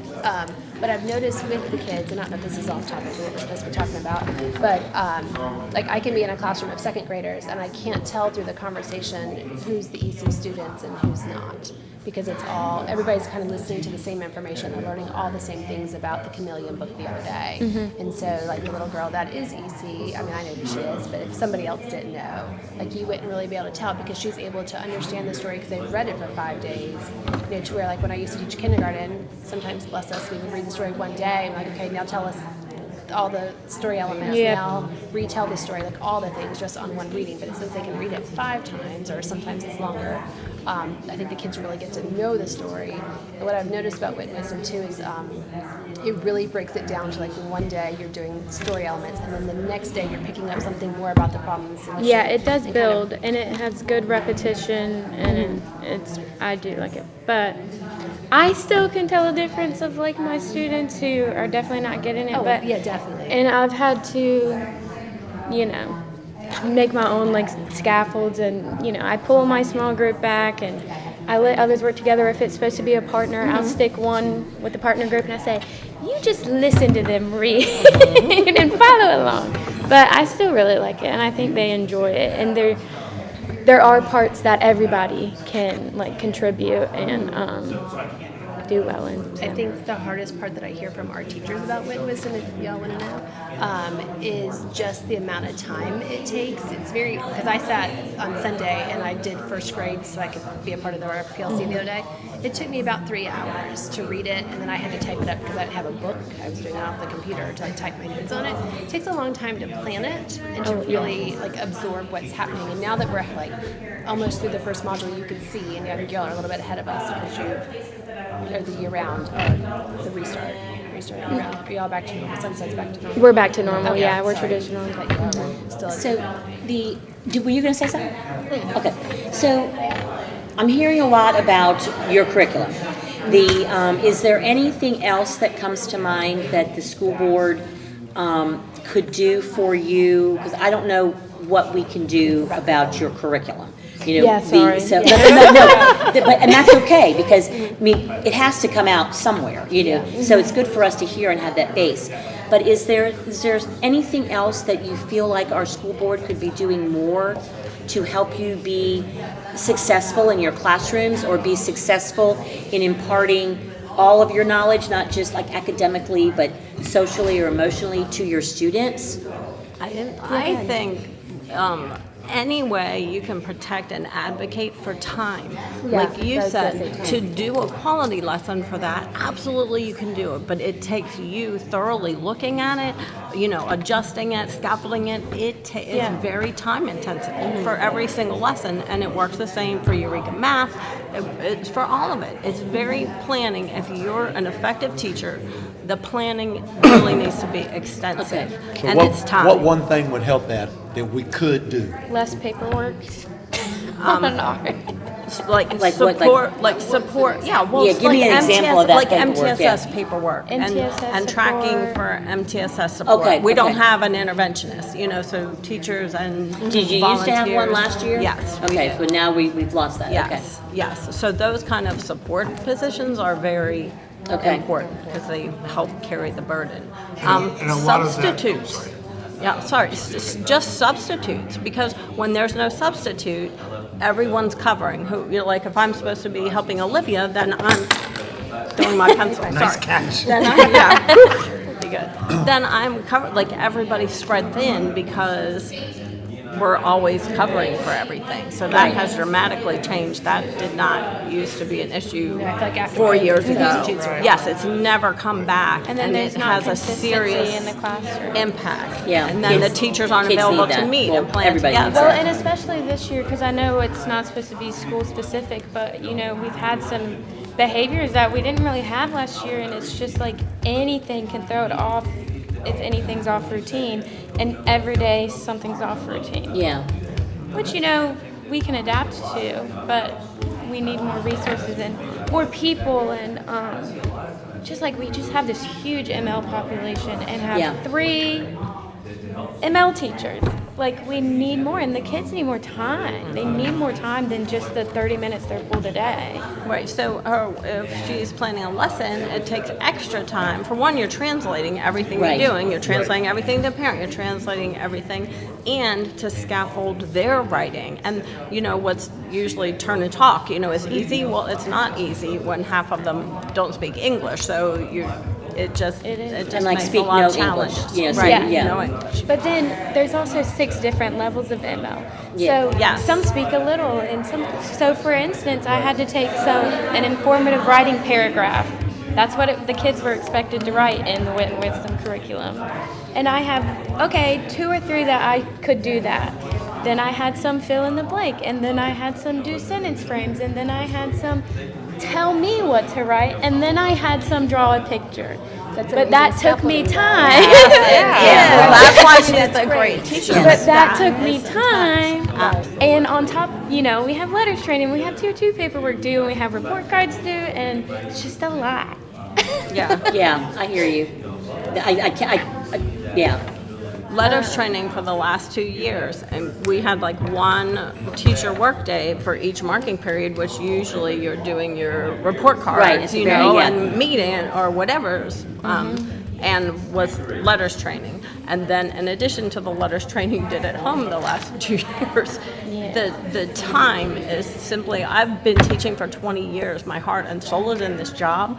I left. I'm a TA this year because I can't do it anymore. Right. It's a I mean, hard, and that breaks my heart. I mean, I want to cry about that every day, but I have my weekend back. I'm not working all weekend. I'm not at school till 5 o'clock every night, and I'm not losing sleep over the things I can't fix. The one constant among everybody has been we have to ease up on our staff. It's just, the people that Right or care the wrong, most, you're we have to losing. ease up Because on if our you staff. if you're really doing your job to Olivia's caliber, to meet all of those needs and to contact parents and call them, when do you do that? You do that after school. But we got to make sure we have the right priorities. So what's the Right. priority for our teachers? What's the most important thing that they Working do? with students. Pardon me? Yes. Working with students. Right. Yes, Like, that's yeah. the most important thing. But see, we get these new programs, and then you got to be trained on them, and then then you have all these meetings, and then you have, and like you say, I thought our substitute was better. We have, and you guys have a full-time permanent sub, right? Yeah, but they're Every day. taking a spot for someone who's out on maternity leave. So we have got, what? Tell Joseph to call me, because that's not the way it's supposed to work. Okay. I can see him right over there. Yeah. Our sub we fill have rate a different one. has we improved do about have 15 points Okay, I'm sorry. in the last 2 years. So when I got here, guys know a couple of years ago, it was at 58. Now it's oh gosh, I don't remember what last month was. I don't want to say it wrong. It went up 5 points in the last year, and then another 5 points the year before that. So it's getting better, and the school-specific subs are helping. But that only helps when you don't have, it's funny because it may have been Christiane or it may have been Maria Madison. Maria Madison would say, that's not a school sub, that's my sub that I'm going to assign every day when there's a hole. We have subs who can go in and fill in for maternity leaves to free that person up. Right. Yeah, well, that's not, sorry, Yeah, I was no, that's misunderstood. not. We have a maternity sub and we have a building sub. Oh, okay. But there's a question, and I wonder how we could communicate better, because there's a law of diminishing returns. There is only so much money. Like your interventionist. Title I cut a whole bunch of our money this year. Our enrollment has dipped almost 1,500 kids in the last 3 years. So there's less money, but how do we communicate that better? Because we're all working with less. But that is, fortunately or unfortunately, depending on where you sit, the same schools where the growth is taking place, where their apartments and the houses are going through the ceiling. Right. So that's Because our enrollment from here to has Hampstead and from here to skyrocketed. Carolina. You guys City. are out there. There's some schools that aren't now. I've growing. enrolled You guys are so just- many people. It's But, been you know crazy. that as well as And anybody. then by the so- same token, And you I'm get trying new to say, okay, I have this many positions I can give out. Well, you guys have I think your fifth grade is really high, isn't it? I think it's your fifth grade. Ours- Your ours fifth grade is really high, yeah. And I've got another position that's going to come there, but it has to balance every year, and it's hard because sometimes you don't even have space. Yeah, we're running out of space. Well, What grade do you teach? I believe in Dr. I'm the Barnes. data manager. I wasn't Oh, data kindergarten, I'm manager, data. He's doing everything he can. I know he does. I know Yeah, I he know, does. and it's like, you know, But we need to hear this it. is such hard stuff to talk about because it's so like good for we you. have all the, like, I don't know the solutions to anything, Right. but I know the problem. But we are interested Yeah. if you guys have suggestions for solutions. Absolutely. I mean, all Even you if we can, don't like like your school improvement team, elevate that and have your principal elevate it up because the thinking out of the box is what we need to do because Dr. Barnes can only hire what we think we need, you know, so. Yeah. See, your Well, enthusiasm. we need an intervention. Well, it's terrible, and I don't want to say it's terrible, but we burned you out. Yeah. You know what I mean? Yes. And somewhere between this and this, we have to do better. In between, Right. yes. Right. Because we are losing And worse, we good lose you teachers mentally. because We'll of lose that, you physically. because of the burnout. And we're a great pair. I mean, we would be a great pair if we were on a team. But I work with other young people, and it's that's your prime, you know, because you have experience, and then you have the enthusiasm thank you and the coming from back. fresh You and got the experience. technology. I mean, And you don't need as much them sleep. both. You don't need just. That's old people. I Right, sometimes think I'm a exactly. grandma and trapped in a 23-year-old body. Because you're going home reading curriculum. But at the same time, like, that burden for her, it's me at 23, it's still a burden for me. Like, the paperwork and everything, it's still exhausting. Like, I still, like, have to prioritize my mental health because if I don't, I freak out. Yeah. Like, in this job, and I don't want to do that. And that's something that younger people do better. Yes. About making sure their mental health is a factor. Because I would bet that you were told to go to work sick when you were growing up. Yeah. Me too. You go to work sick. And just power through it. Right. Right. But somewhere, somehow, we need. All right, folks, that's the end of round two. We're on to the final round, so if the board round members one, can go ahead and move to the next table was and two. start the next round. Thank No, you. I'm supposed to stay here. We lucked out with this table. I'm loving this table. The first table was I have a very question challenging. for you. Yeah. So, I'm stopping loving this table. I'm feeling that feeling's going away. so why can't, like, I've applied to be a sub, but I was told that I couldn't sub because I was the president of the PTA. Wrong. I'm sorry. I'll let her answer. Oh, sorry. No, feel free. Sorry. No, Oh, I talked. I will defer my, Uh-huh. Yep. You don't move, Child. I met you at Child's. You came to Child's. We sat down. Because I was a president of the PTA. oh, here's what it That's is. in your No, bylaw. here's what it is that presidents of PTAs cannot be school system employees. And if you are a substitute, you are a school system employee. So if you did not want to be the PTA president, but wanted to be on your board, then you fit into that So category. see, you have the balance of. You can't, you, do I want to have- yes, but you can't do anything with the money, you can't sign contracts, right? So I will defer all of my HR knowledge back to to Dr. Barnes. Thank you. Sorry. Thank you all. 'cause Thank you're- you. Y'all were really good. I really appreciate it. Oh, no. Don't let it get to you. Let's come back. Come on out. But you're right, there is a lot of stuff. A lot of paperwork. And some days it feels okay. And then other Did you days have an interventionist last year? That's part of the problem. If you had that person that could do that paperwork and help you with that, you would. And I mean, but then also as Our interventionists do just. They just go in and do They the. do the tier 3. Okay, because I think I used to be the behavior interventionist at our school too, and I did all that paperwork. we did. Jumping all over that and school. it does depend how your like NTSS staff is obviously, but like we had a really good staff last year that was probably extra helpful. I don't know because I'm new, Right. but as a BT, like I don't even know how to do it, it. and you need somebody, yeah. And like I'm expected to do it on top of other things. MTSS coordinator. You have Probably I know. we have Janine Romero and Christine. A lot of people are new Pam, to the our school this custodian. year, so that's taking a little while to, you know, just She thought that I was. Because I couldn't hear anybody. Oh, there you go. I was like, no. The conversation's the same thing. I want to hear it. Well, Ms. Mason, do you want to carry a question? I'll let you sit down first. Literally just sat down. That's fine. Hey, how are you? Good, how are you? Good to see you. It sounds Thank like you all y'all for have being been here having tonight. like some good discussion about what the struggles are. This is all about building trust, improving the climate. So what are some ways that the school district, the school board, the superintendent can rebuild or build trust with the stakeholders, the individuals within this community? I'm trying to think what we didn't already say. I think just being transparent and letting people know why things are happening. Like the why last year did we have, and May does a really good job of letting us know, like last year we had this position, we don't now because Title I got cut. But I mean, just making sure everybody understands why, or that it's put out there. And if you don't know, just be honest and say you don't know, but you'll find the answer out and then, be accountable for that answer. Maybe acknowledging and celebrating more than test scores. I mean, we know test scores are important, but there are a lot of other things that are really important.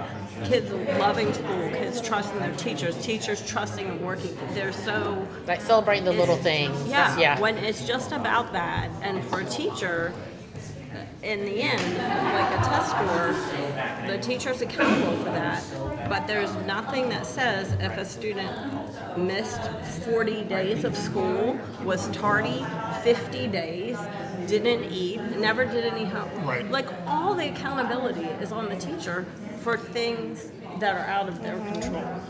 Or just the kid who came in 2 years behind, but they're still not showing up and is proficient, but they have made so much so growth. you've gotten this much, I but think it's of, defeating because in the end, they're in the red. Like, So don't just celebrate the kids who can swim, celebrate the kids who learn how to get swim. credit for how hard somebody has worked to still and not still be proficient, because at the end, for the teacher, you feel like you've failed them. When you've given. Well, I think one thing that and the state is looking at this. Hopefully they'll get to it. When I was a principal, they were looking at it and still haven't got to it.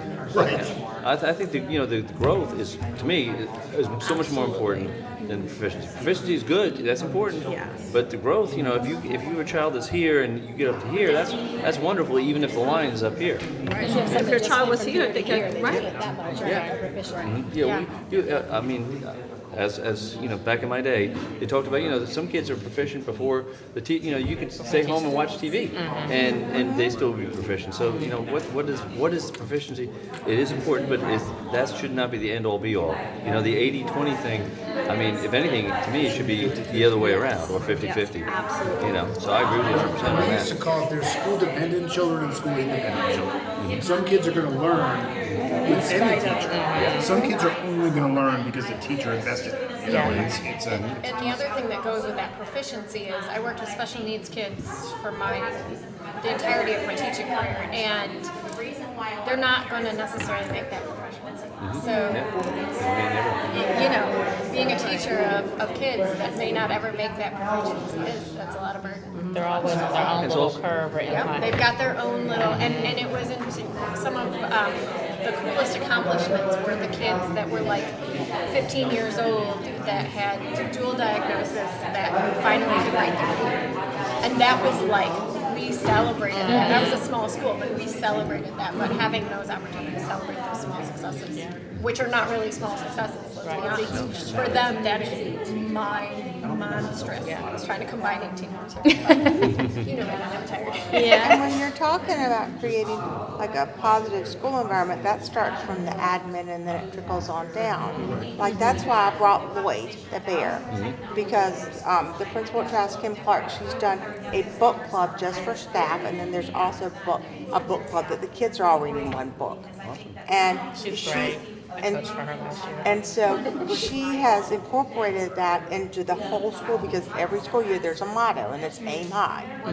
And so when somebody works hard, then you see the teachers work hard, then it all trickles down. And it's not just that I had, 25 kids in my class that scored a 5 on the EOG. It's, I enjoy coming to work. It might be a pain in my neck a lot of times, but I work for a really good person that sees me as a person and not what I can machine.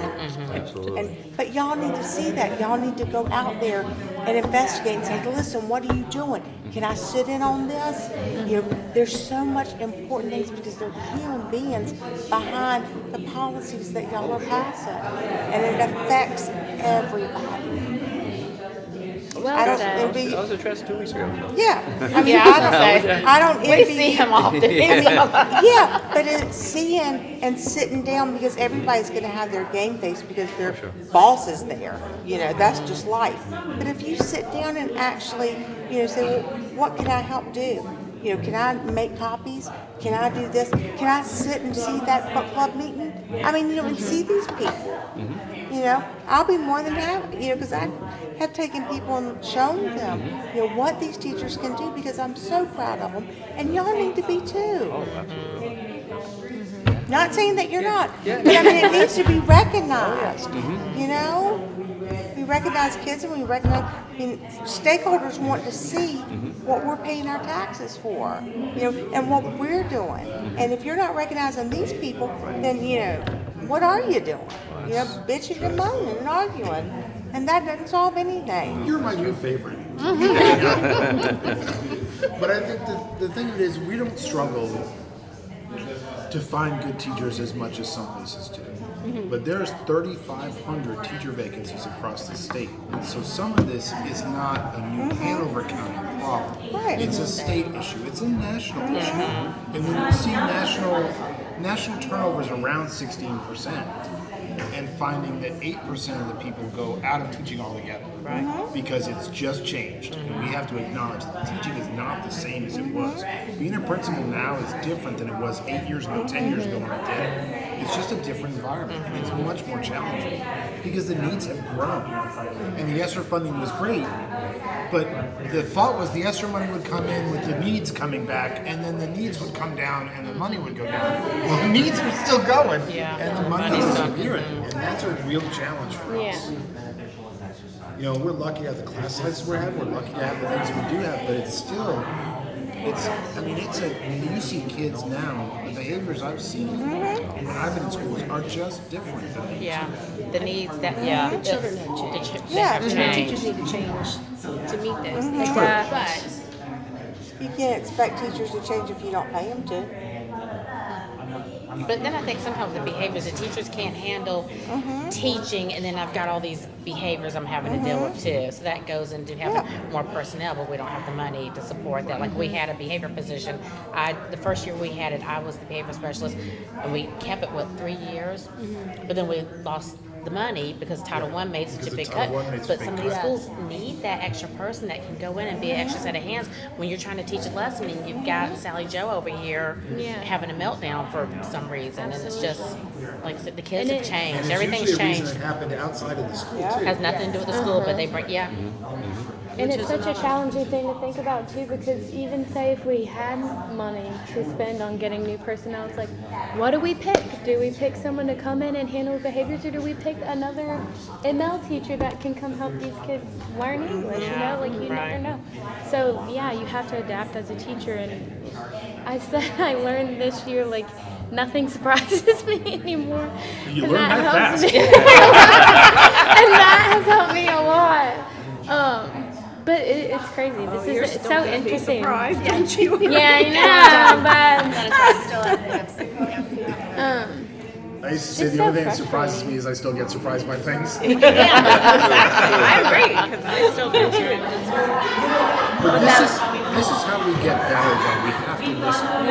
And that's why I appreciate you guys coming. I know it's late, but coming just to make sure we can hear what it's like in the day-to-day is really important for us, because a lot of times, all of my folks in HR are going out and doing reading plans because I want them to remember that they can also eat lunch when they're hungry. They can also go to the bathroom when they need to. A lot of teachers don't have that luxury. You know what I mean? I'm just totally I remember this But when does the listening and hearing the conversation move from thoughts and prayers. You know, I mean, that's That's the question. Yeah. What do we do with this now? What happens next? There's no simple answer to it, and so it's going to take time, and it's going to take work, and it's going to take a lot of discussion. I think that there's a lot of behind-the-scenes conversations, at least on some of the committees that I'm part of, that are happening that are going to benefit our kids and are going to benefit our teachers, that provide that support.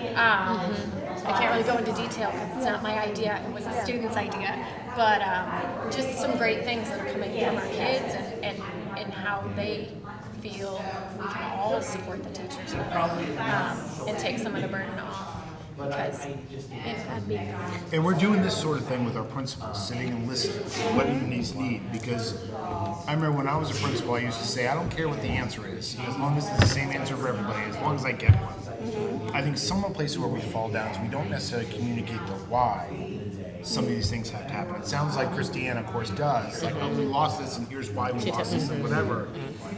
But if we can do a better job of communicating to you folks, these are the resources we have, here's how we're spending them, here's the best way we can organize it, at least then you go, okay, I get it, right? I may not, none of us are going to be happy with it, but at least we understand why. And I think that's one place that we could improve is doing a better job with the why and having conversations like this.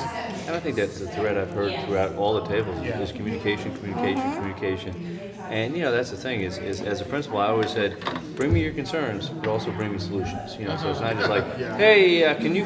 I want to pay. I wish I could pay every teacher triple what they get, really. But actually, boots on the ground. What can we do to improve, or how can we change things, or and some things we can do, and some things you just can't do, unfortunately.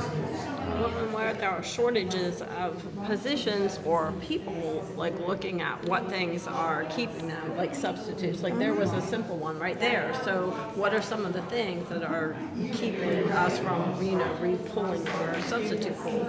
I know one thing that's different now, from my understanding for substitutes, when you're getting a job, you don't know what grade you're going into. You used to know, because I substituted a long time ago, like I know I was going into second grade Sunset Park, and I wanted to go to second grade. Maybe I didn't want to go to fifth grade. So I understood. So if we would have more substitutes, if they knew where they were going, then can we fix that? I mean, little fixes like that, because it'd be better to have one somewhere than nowhere. Is that consistent across the district? I thought when teachers put in their leave, like I would put in sick leave, Angela Hayden, kindergarten, and so when it goes out to the sub, they would see it's a kindergarten class. That's not. So here, let me explain something. So here's what happened. So it used to be that when you would go into our system, you would be a first grade teacher, a second grade teacher, a third grade teacher, a kindergarten teacher. But then every time the principal shifted a grade level with somebody over the course of the summer, all of our data would get wrong. Right? It's kind of like the email pops up that I'm a fifth grade teacher. Right. So what we have to do, and I think this is a part of that communication thing, when you're putting a sub job in the notes, put what grade level you want. Right. And so then it pops up. So we've all just figured that out, and half the people haven't though. So I mean, there's like a real simple communication thing that nobody really knew that's what you And that's the thing is we don't know where that communication trail broke down, but that's why things like this are good, because I can go, okay, now I can fix that. Because a lot of times it's just hard to keep our data accurate. And your licensure does K through 6, right? So high school, you have to have subject, and that's different, but in the K-5 land, we have really taken away, you're just a teacher, right? So we have to build some way to make sure that subs know their teacher they're getting. And of course, most of you guys are going to build relationships with your best subs anyway and call them ahead of time. Yeah, all of ours retired. All of our regulars. Now, when you guys get, and I'm sorry to take over. Oh, no, you're fine. You have 5 seconds. It's 5 seconds. 4, 3. Let's talk to them, but thank you. All right, folks, thank you for your participation. That ends session 2, so we're going to close this out, leave this up to the board members. Thank you. I think when the TAs go in, they get If a TA, I think if a TA goes in and they cover So- for And like so a many first hours, grade they get- classroom. yes. But so you don't ever take like half the second grade from another teacher? Take We 3 or try 4 really kids? hard not You to. try not We Okay. try and just pull a TA. I have heard, from other schools, middle school especially, where, it's like, and it's not even like, hey, would you? It's like, you need to. Yeah. Oh, yeah. We don't have a sub, so you need to take, and that's, I'll be honest, I remember when, jeans, I could not have believed how much jeans made, a big impact with teachers. Oh my goodness. You get Jean Day on Friday. My goodness, you are the best principal ever. Yes, yes. That's what makes us excited, though. Yeah. Like if you think of like the business world. Yeah. My husband's not cheering for juniors. But those kind of things. But I think and planning periods are. That is something needs to be, if we can possibly do it, protected, because you may have like 15 things you got to do during that planning period, and then for somebody to come and say, hey, we need you to go down that classroom, and it's like, but it could even be parent contacts or something, and We do have time to do that because there are so many things. yeah. And then teachers needing their TA, we would run into that all the time. I'll be there for you, and then somebody's out, and I would have to go teach the other class. And then you have to show up here from 6 to 7. Yeah. That curriculum ain't going to read itself. And I gotta this say, is this just is a the most stressful laughing. one. I know. This is Oh, on the there's so table. many issues. It's like, well, that's not the answer for this school or this school or this school. It was opening up. But you weren't at this table. You were somewhere. No, I was at the step. Oh, he did take Huh? one fella did take a lot of the time, Oh, didn't yeah. But he does all the time. he? Guys, thank you for doing this. Thank you for staying And late. thank you for listening to us Yeah. and turn our thoughts and prayers into action and deed. Sadly, some of our things that we need are more financial based. Yeah. Let me know when you know those answers. I don't know. What do you do? We need more people. Like, we don't have a huge Spanish population like you do. We've gotten quite a few. And just being able to talk to them. We still use her all the time. She's amazing. But there's only so many And that's the thing translators is, for our like, county. everybody uses Louisa, but like, we need a Louisa at our school at all times. I had your phone number at one time. And we do a lot with Kelly because she registers kids. When we're on the phone, and, going back and forth with people I'm gonna translate, go just take a trying Spanish Or you class can get this my summer. number from Russell. Just But trying now to get with me- enrollment, I can talk to them. I pretty much know what's going on. You know now. Yeah. Right now. Or like times for planning, like, I don't know what the answer is. I have ideally a half day Wednesday once a month would be amazing. Yes. But it can't be taken up by meetings. We Well, have that's to what have I'm money. saying. Like, we have the teacher work day once a month, whatever. I'm a BT. I have Mine needs 4. PD every single one of them. I'm like, Do want to take a moment. Thank you everyone for coming this evening. It has been very enlightening, very good. We got 4. All right. I would entertain a motion to adjourn. All right. Do we have a second? Second. We have 2 seconds. All right. All in favor, please signify by saying aye. Aye. Aye. All opposed. Passes 1, 2, 3, 4, 0. We are adjourned. Thank you. I love doing that. I still have my pictures of the field trip that I did at the pump.